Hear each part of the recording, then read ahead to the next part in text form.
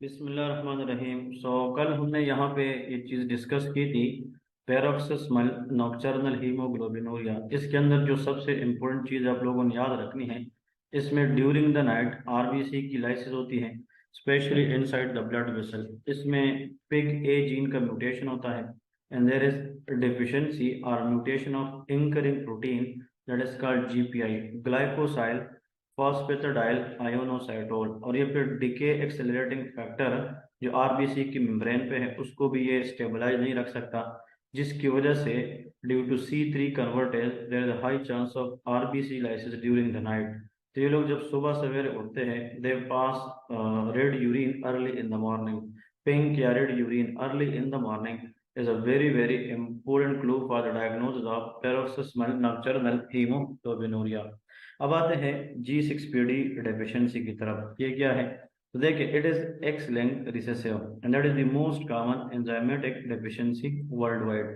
अब यहाँ पे एक चीज आप लोग को मैं अपने डायग्राम से बताता चलूँ। For example, if this is a blood vessel, ये ब्लड वेसल है। ब्लड वेसल के अंदर आप लोगों को पता है this is for example RBC. इस आरबीसी के ऊपर इस ब्लड वेसल में बहुत सारी ऐसी फैक्टर्स होती हैं कि इनको डैमेज करने की कोशिश करती है। इनको हम कहते हैं ऑक्सीडेटिव स्ट्रेस। तो we can say oxidative stress और free radical all the time want to lyse the RBC. वो आरबीसी को लाइज करने में हेल्प करते हैं। लेकिन इस ऑक्सीडेटिव स्ट्रेस को प्रिवेंट करने के लिए बॉडी के अंदर एक नेचुरल पावरफुल एंटीऑक्सीडेंट होता है, जिसको हम ग्लूटाथायोन फॉर्म कहते हैं। बट ग्लूटाथायोन का जो एक्टिव फॉर्म है that is called reduce glutathione. और जो रिड्यूस ग्लूटाथायोन है, इसको मेंटेन रखने के लिए हमारे बॉडी में एक कंपाउंड होता है जिसको NADPH कहते हैं।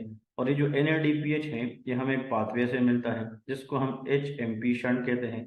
और इस HMP शंट की जो रेट लिमिटिंग एंजाइम है वो G6PD है। तो आप लोग को अगर ये कहानी समझ में आ जाती है तो फिर स्टडी करना और इस टॉपिक पे फोकस करना that is super super easy. अब यहाँ पे याद रखना है, फॉर एग्जांपल कि आरबीसी ब्लड के अंदर है and this RBC undergo oxidative stress. Oxidative stress are mainly created by for example oxygen atom, hydrogen peroxide and hydroxide. these all are oxidative stress, they all are free radical and they try to damage RBC। लेकिन इस oxidative stress के खिलाफ body के अंदर क्या है? Glutathione. But the active form of glutathione present in the reduce. और इस रिड्यूस ग्लूटाथायोन को मेंटेन रखने के लिए NADPH चाहिए। और NADPH जो है, इसको प्रोड्यूस करने के लिए HMP शंट चाहिए। और HMP शंट इसकी जो रेट लिमिटिंग एंजाइम है दैट इज कॉल्ड G6PD।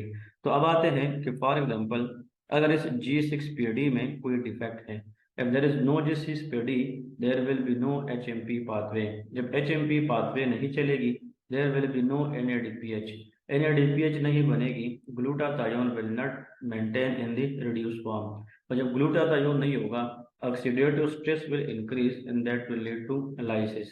इसलिए G6PD deficiency leads to intravascular hemolysis of RBC। तो देखिए, इन लोगों ने यह लिखा है कि G6PD में मसला हो, there will be decrease NADPH। Decrease NADPH lead to decrease reduce glutathione and reduce glutathione की वजह से increase susceptibility of RBC to oxidative stress। अब जो ऑक्सीडेटिव स्ट्रेस है वो फ्री रेडिकल भी है। कुछ ड्रग्स होती है anti malarial and the most common anti malarial drug which can cause RBC lysis in G6PD deficient that is primaquine and fevabine can leads to hemolysis। इसमें mainly 80 to 90% जो RBC की lysis है वो vessel के अंदर होती है, तो इंट्रावस्कुलर है। लेकिन कुछ कंडीशंस में it can also cause extra vascular haemolysis. अब इसमें होता यह है कि जब आरबीसी की लाइसिस होगी तो फिर हीमोग्लोबिन निकलेगी and this haemoglobin will goes toward the kidney and leak out through hemoglobin urea। Back pain होती है that is occurring few days after oxidative stress। अब इसमें दो चीज आप लोगों को याद रखनी है कि फॉर एग्जांपल, अगर ये आरबीसी है, देखिए दिस इज दी आरबीसी। अब इस आरबीसी के अंदर आप लोगों को पता है कि haemoglobin are present, they are scattered in different shape. लेकिन जब इस आरबीसी पे बाहर से ऑक्सीडेटिव स्ट्रेस बढ़ जाती है, अगर ऑक्सीडेटिव स्ट्रेस बढ़ जाए then this hemoglobin become denatured. इसकी जो denaturation है, that will lead to clumping of hemoglobin. So actually because of increased oxidative stress, hemoglobin की जो denaturation होती है and they form a clump. This clumping of denatured hemoglobin is known as Hen's bodies. इसका मतलब क्या है? Hen's bodies. तो hence bodies के बारे में याद रखें, these are denatured haemoglobin inside the RBC. और ये आरबीसी जब फिर ब्लड के अंदर जाकर किससे गुजरेगी? स्प्लीन से। तो splenic macrophage is recognised as antigen and that will remove this part of RBC, that is called of white sales.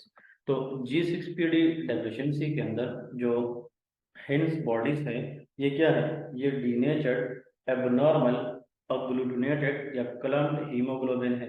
लेकिन जब इस एबनॉर्मल हीमोग्लोबिन को आरबीसी के अंदर जब स्प्लीनिक मैक्रोफेज रिकॉग्नाइज करती है, that will lead to lysis of RBC and that is known as white cell.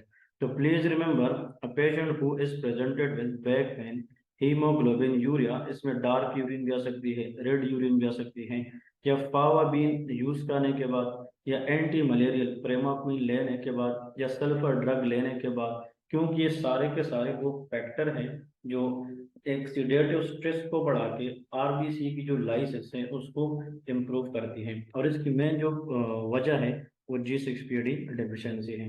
It is one of the enzyme which mainly play role in the HMP shunt. और याद रखें, regarding enzymatic deficiency, first aid में नहीं लिखा है, text book के अंदर लिखा है the most common enzymatic deficiency world wide, वो क्या है? G6PD डेफिशिएंसी है। इसके बाद जो है the next one is pyruvate kinase deficiency. It is again autosomal recessive. देखिए, हमने सबसे ऊपर टॉप पे पढ़ा, दैट वाज हेरिडिटरी स्पीरोसाइटोसिस, वो ऑटोसोमल डोमिनेंट है। G6PD is X link recessive, but pyruvate kinase that is autosomal recessive. Pyruvate kinase defect leads to decrease ATP, क्योंकि जो पायरुवेट काइनेज है, it increase or it help in the ATP production. But when pyruvate kinase is defect, that is decreased ATP, the RBC become rigid, that will lead to extravascular hemolysis. 2,3-BPG, we will discuss in detail that 2,3-bisphosphoglycerate जब भी बढ़ता है, it decrease hemoglobin affinity for the oxygen. Actually जो 2,3-BPG है, ये haemoglobin oxygen को haemoglobin से remove करके टिश्यूज को तो देता है, लेकिन हीमोग्लोबिन को ऑक्सीजन के साथ अटैच करने में हेल्प नहीं करता। The ability of oxygen attach with haemoglobin is called affinity and that is decrease by increase level of 2,3-BPG bisphosphoglycerate. It lead to hemolytic anemia in the newborn and the blood smear will show Burr cells. That is the abnormal RBC known as Burr cells. लेकिन burr cell is not specific for pyruvate kinase deficiency, क्योंकि ये liver failure में भी होता है और इस तरह मतलब और कंडीशन में भी ये हो सकता है। इसके बाद the most important topic that is called sickle cell anaemia. इसमें जो आरबीसी है, ये for example RBC it look like this, that is called sickle shape. जिस तरह दरांती होते हैं ना, दरांती, इसमें आरबीसी दरांती की तरह सिकल शेप होती है। The reason is there is a point mutation in the beta globin chain because single amino acid is replaced by another amino acid. If the question comes, which amino acid by another amino acid in sickle cell anemia, that is called glutamic acid replaced by valine. Very very important. एक position number 2 पे होता है और एक position number 6 पे होता है, और जब ये एक दूसरे को रिप्लेस करेगी तो फिर हीमोग्लोबिन की जो क्वालिटी है उसमें चेंज आती है। अब ये नॉर्मल हीमोग्लोबिन है इस तरह, and it become like this, that is called sickling of haemoglobin and that haemoglobin become aggregate which leads to extravascular and intravascular lysis. फिर इसकी वजह से आरबीसी की जो लाइसिस होती है वो वेसल के अंदर भी हो सकती है, वेसल से बाहर भी हो सकती है। इधर एक चीज आप लोग को मैं सिखाता जाऊं, फॉर एग्जाम्पल हम पढ़ते हैं हीमोग्लोबिन। ये चीज तो आप लोग को मैंने पहले भी सिखाई थी कि haemoglobin is made up of two thing, one is haem and other is globin. देखिए, एक ग्लोबिन के अंदर अगर हम HbA की बात करें तो एक ग्लोबिन के अंदर 2 अल्फा चेन होते हैं, 2 अल्फा और 2 beta. Please remember, a single globin in a single hemoglobin contain 574 amino acid। अब डिटेल में जाना नहीं चाहूंगा, लेकिन एक हीमोग्लोबिन के अंदर ग्लोबिन में चाहे अल्फा चेन बीटा चेन की अमाइनो एसिड को हम इकट्ठा करें, दैट इज रफली अबाउट 574 इन नंबर। अब अगर इस अमाइनो एसिड की या नंबर में मसला आ जाए, इसका मतलब क्वांटिटी का मसला आ जाए, या हर अमाइनो एसिड का अपनी जगह है या उसकी जगह तब्दील हो जाए, क्वालिटी का इशू आ जाए, दोनों की वजह से अनीमिया होता है। ऐसा अनीमिया जिसमें इन अमाइनो एसिड की नंबर में कमी आती है, अंडर प्रोडक्शन होती है, वो तैलेसीमिया है। अगर फिर वो अल्फा चेन अमाइनो एसिड का मसला है तो अल्फा तैलेसीमिया है। अगर बीटा चेन अमाइनो एसिड में मसला है तो बीटा तैलेसीमिया है। लेकिन अगर नंबर ठीक है but amino acid replace their own places, substitution होती है, रिप्लेसमेंट, फिर क्वालिटी का इशू है, तो उसको हम सिकल सेल अनीमिया कहते हैं। पैथोजेनेसिस को देखे, low oxygen, high altitude and acidosis precipitate sickling because deoxygenated hemoglobin sickle shape polymerized can cause vaso-occlusive disease. Very, very important one. USMLE, PLAB, and even NRE step 1. Lot of questions they ask from sickle cell anemia due to vaso-occlusive disease. अगर ये for example vessel है, अब ये vessel है, इसमें RBC आ रही है, लेकिन आरबीसी अब कैसे बन गई है, ये दरांती की तरह सिकल शेप है, तो फिर इसके अंदर तो ये नहीं जाएगी। तो एक्चुअली मेजॉरिटी एरियाज के अंदर जहाँ पे कैपिलरी स्मॉल होती है, वहाँ पे आरबीसी जब सिकल शेप बनती है तो उसकी स्टक होने की चांसेस ज़्यादा होती है। And this sticking of RBC in the vessel can leads to what occlusion of the vessel, that is called vaso occlusive disease. और दूसरी बात, वो कौन सी तीन कंडीशंस है जहां पे आरबीसी की क्वालिटी में मजीद खराबी आती है, and RBC become more sickling, और उसकी वजह से फिर ए लॉट ऑफ मतलब मेनी अदर वेसल्स में be block. One is low oxygen, hypoxia, high altitude and acidosis. Him newborn are initially asymptomatic because of HbF and decrease HbS, क्योंकि बच्चों के अंदर इनिशियली फर्स्ट 6 मंथ के अंदर एचबीएफ होता है, तो चाहे पैलासीमिया है चाहे सिकल सेल एनीमिया है, इनिशियली बच्चों के अंदर उसके सिम्टम नहीं होते। अब दो चीजें याद रखनी है, जो सिकल सेल एनीमिया है ये भी हम लोग को बताता चलो, इट इज ऑटोसोमल रिसेसिव। ये क्या है? ऑटोसोमल रिसेसिव है। देखिए, अगर फॉर एग्जांपल रिसेसिव का मतलब होता है कि एक defective copy of the gene father से आएगी, एक defective copy of the gene mother से आएगी। अगर एक कॉपी ये फादर से आए मदर से ना आए, उसको फिर सिकल सेल ट्रेट कहते हैं, कैरियर कहते हैं। और इन सिकल सेल ट्रेट वाले लोगों को मलेरिया के चांसेस कम होते हैं, they are resistant to malaria. अब इसकी जो रीजंस हैं वो लिखे तो है, लेकिन वो सारे हाइपोथेसिस हैं और ये जेनेटिक्स के साथ लिंक करता है। तो देखें, the genetic disease where two group of genes is required for the pathogenesis of that disease, that is called autosomal recessive। तो सिकल सेल अनीमिया के लिए दोनों पेरेंट्स, माँ और फादर, दोनों से एक एक कॉपी ऑफ द जीन आएगी, that will lead to the disease, फिर उसके बाद डिजीज होगी। लेकिन अगर एक जीन आए डिफेक्टिव और एक ना आए तो सिकल सेल ट्रेट होगा, और अगर दोनों आ जाए तो सिकल सेल डिजीज होती है। Sickle cell can crescent shape RBC, crew cut, skull X-ray due to marrow expansion from erythropoiesis, also seen in thalassemia। इन बच्चों की जब हम फ्रंटल बोन को देखते हैं, दे आर कम आउट, क्योंकि सिकलिंग ऑफ आरबीसी की वजह से जो हीमोग्लोबिन की क्वालिटी है वो तो बहुत पुअर होती है, तो वो टारगेट एरिया तक ऑक्सीजन नहीं पहुंचा सकता। और बोन मेरो कोशिश ये करती है कि मैं ज्यादा से ज्यादा ऑक्सीजन बनाऊं, आरबीसी बनाऊं। तो because of ineffective erythropoiesis, there will be clear-cut appearance on the skull X-ray, and that is also seen in thalassemia major, जिसको हम कूलीज अनीमिया कहते हैं। कॉम्प्लिकेशन क्या है? Aplastic crisis like transient arrest of erythropoiesis due to parvovirus B19। Why? Because this virus can cause bone marrow suppression। ये parvovirus B19 तीन ऐसी condition है जहां पे बोन मेरो को सप्रेस करके सारी सेल लाइन को डिक्रीज कर सकती है। Hereditary spherocytosis, sickle cell anaemia and thalassaemia. ठीक है, अब अगर ब्लड सप्लाई, अगर इमेजिन करें ये विसल स्प्लीन की तरफ जा रहे, और अगर यहाँ पे सिकलिंग ऑफ आरबीसी आकर स्टक करें तो blood supply to the spleen क्या होगी, कम होगी। अब जो स्प्लीन है वो बॉडी में होगी लेकिन it will loss its function, that is autosplenectomy. And Howell Jolly bodies are the hallmark of splenic dysfunction. मतलब अगर स्प्लीन काम नहीं करेगी तो मतलब जो एबनॉर्मल आरबीसी ब्लड के अंदर फ्लो करेगी उसको हाउल जोली बॉडी कहते हैं। और जब स्प्लीन काम नहीं करेगी there will be increase infection by encapsulated organism, salmonella, osteomyelitis and like pneumococcal meningococcal infection as well. ठीक है, स्प्लीनिक इन्फेक्शन हो सकती है, स्प्लीनिक सेल की डेथ हो सकती है, कैन काज सीक्वेस्ट्रेशन क्राइसिस।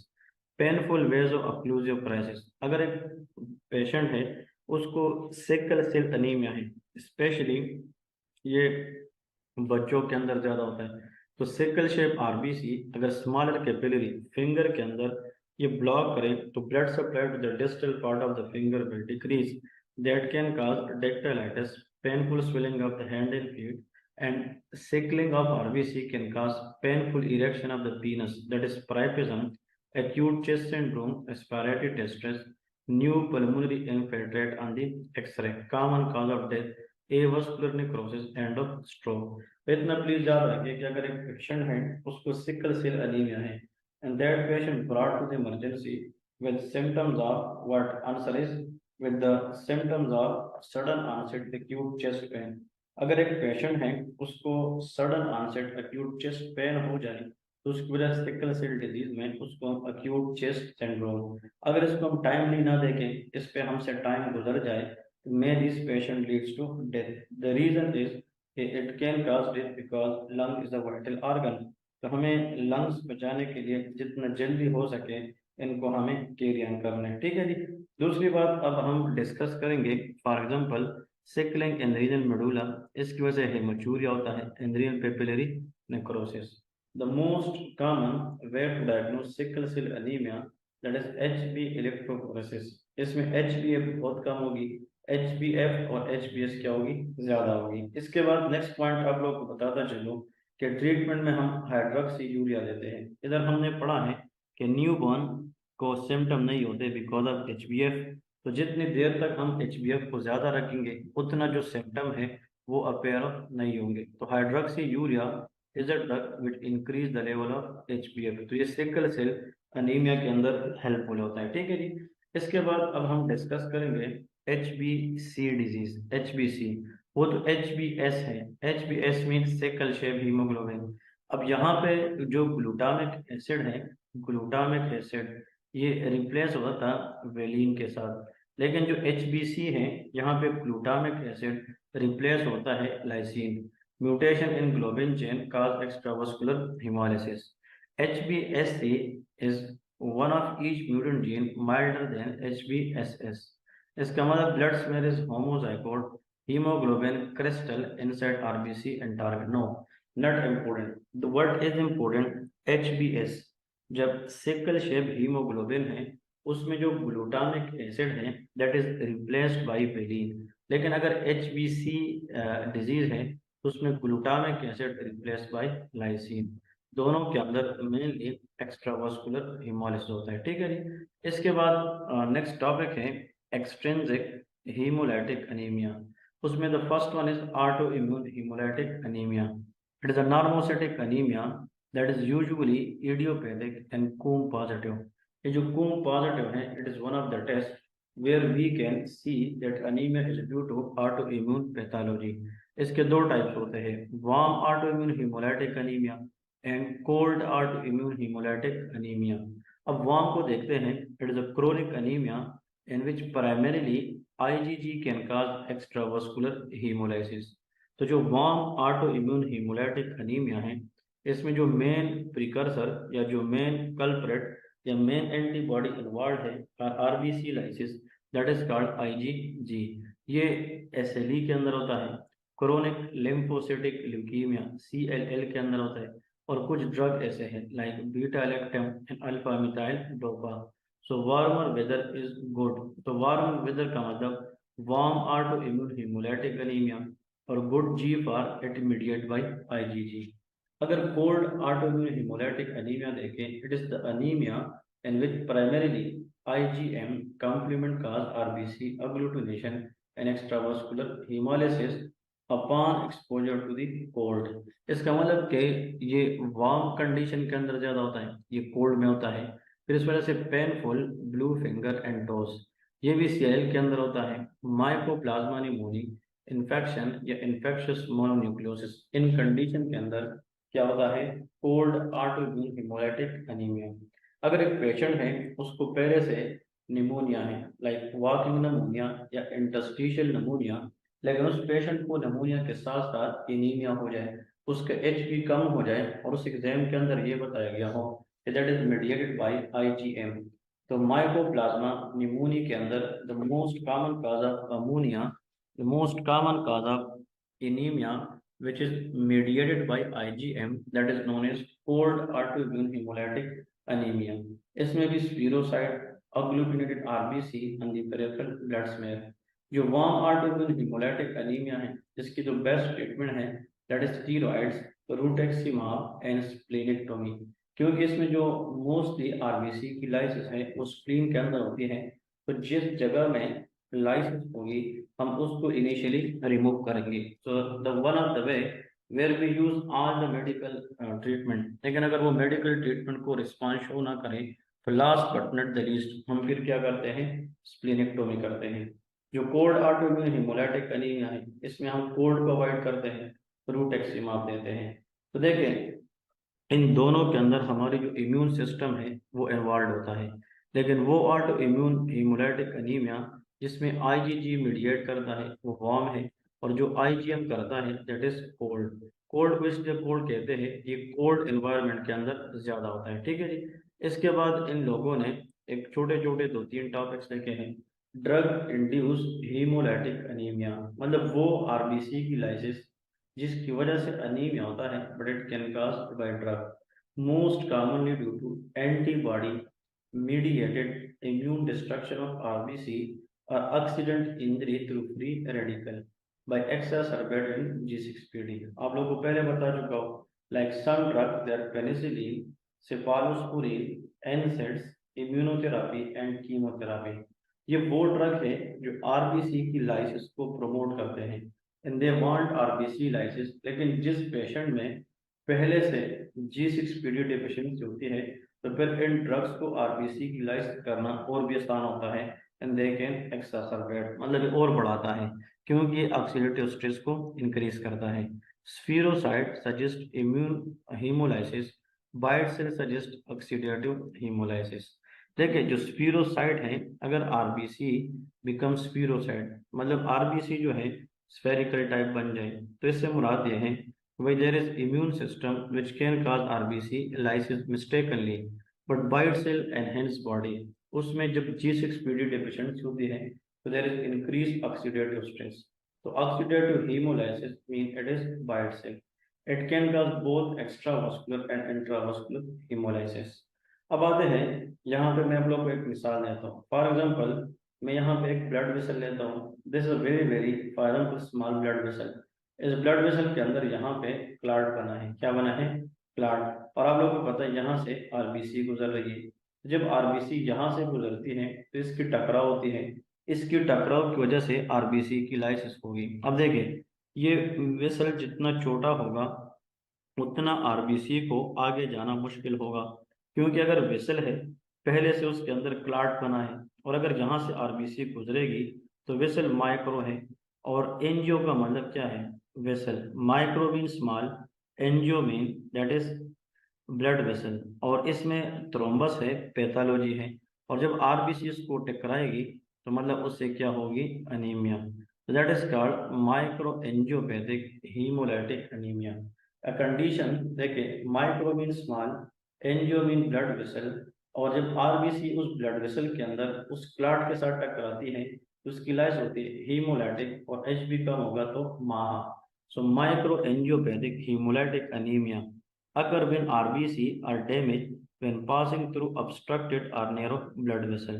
तो जब ब्लड वेसल पहले से obstruct होता है या narrow होता है, और वहां से फिर जब RBC पास होता है जोर के साथ, प्रेशर के साथ, तो जब वो क्लाट के साथ टकराती है, it can cause RBC lysis known as micro angiopathic haemolytic anaemia.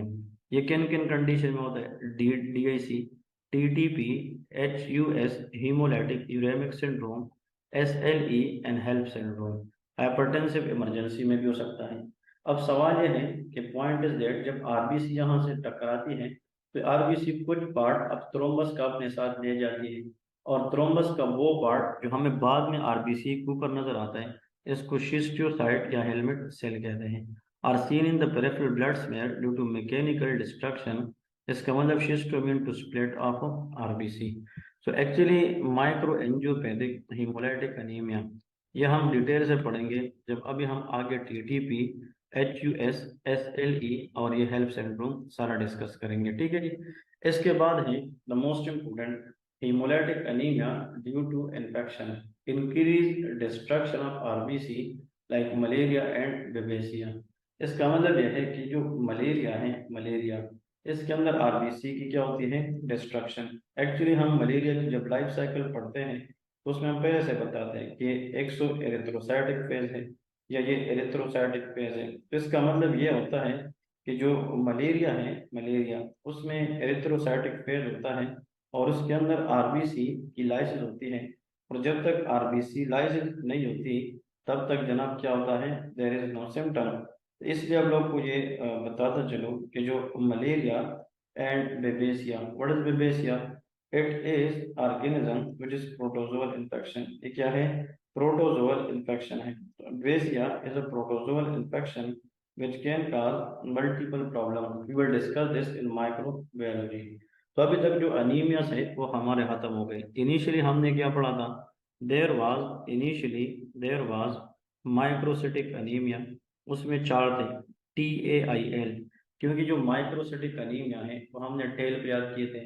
This is thalassaemia, anaemia of chronic disease, iron deficiency anaemia and lead poisoning, जिसके अंदर क्या होता था? Sideroblastic anaemia. फिर इसके बाद हमने ये भी डिस्कस किया है कि भाई कुछ अनीमिया मैक्रोसिटिक होती है, मेगालोब्लास्टिक। तो मेगालोब्लास्टिक अनीमिया में याद रखे या तो B9 का मसला होता है या विटामिन B12 का मसला होता है, ठीक है। सो इट में भी B9 और B12। फिर नॉर्मोसिटिक अनीमिया, उसमें predominant intravascular haemolysis and extravascular hemolysis। तो I think you people enjoyed the topic. Inshallah, see you soon with the next topic, with the next energy and important concept ahead. Jazakallah.